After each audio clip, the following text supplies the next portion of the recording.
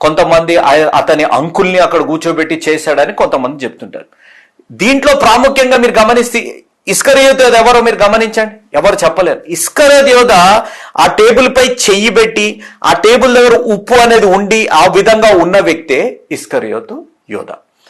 ఇది ఒక బొమ్మలాగుండి ఇన్ని రోజులు పరిగణంలోకి తీసుకున్నాము. చాలా మంది క్రైస్తవ్యులు లేకపోతే రోమన్ కథలిక్ వారు దీన్ని ఎంతగానో ప్రాముఖ్యత వహించి వారు పెట్టుకుంటూ ఉంటారు ఒక సాదృశ్యంగా.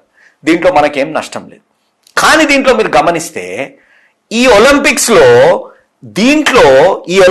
ని దీనికి ఒక సాదృశ్యంగా ఎలా దీన్ని చిత్రీకరించారో మీరు గమనిస్తే, యేసు ప్రభువారికి సాదృశ్యంగా ఉన్నవారు ఎవరు చూడండి, లావుగా ఉన్న ఒక స్త్రీ.